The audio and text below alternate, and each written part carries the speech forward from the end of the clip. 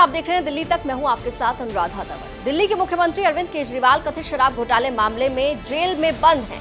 12 जुलाई को मुख्यमंत्री अरविंद केजरीवाल को ईडी वाले मामले में सर्वोच्च न्यायालय ने अंतरिम जमानत दे दी थी, लेकिन ईडी ने एक बार फिर से दिल्ली हाईकोर्ट का रुख किया है और अरविंद केजरीवाल की जमानत को रद्द कराने के लिए ईडी हाईकोर्ट पहुंची।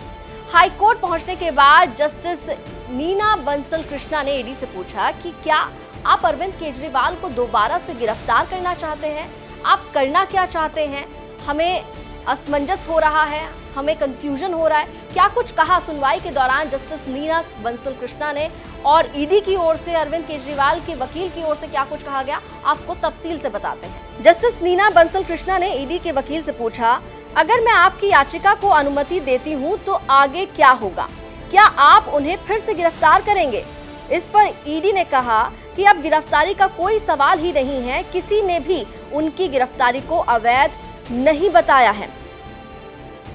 जस्टिस नीना बंसल कृष्णा ने बुधवार को सुनवाई के दौरान ईडी से पूछा कि दिल्ली के मुख्यमंत्री अरविंद केजरीवाल को दी गई जमानत को रद्द करने की उनकी मांग में अब क्या बाकी रह गया है, क्या बचा है, जबकि उन्हें आबकारी नीति से जुड़े मामले में मनी लॉन्ड्रिंग केस में सुप्रीम कोर्ट पहले ही अंतरिम जमानत दे चुका है। दिल्ली हाईकोर्ट ने पूछा कि अगर प्रवर्तन निदेशालय की याचिका को परमिशन दी जाती है, अनुमति मिल जाती है, तो क्या एजेंसी फिर से मुख्यमंत्री को गिरफ्तार करेगी? जस्टिस नीना बंसल कृष्णा ने ईडी के वकील से कहा, मेरे सवाल का जवाब दें। अगर मैं आपकी याचिका को अनुमति देती हूं तो आप आगे क्या करेंगे? तो आगे क्या होगा? क्या आप उन्हें फिर से गिरफ्तार करेंगे? इस पर ईडी के वकील ने कहा कि अब गिरफ्तारी का कोई सवाल ही नहीं है और किसी ने भी उनकी गिरफ्तारी को अवैध नहीं बताया है।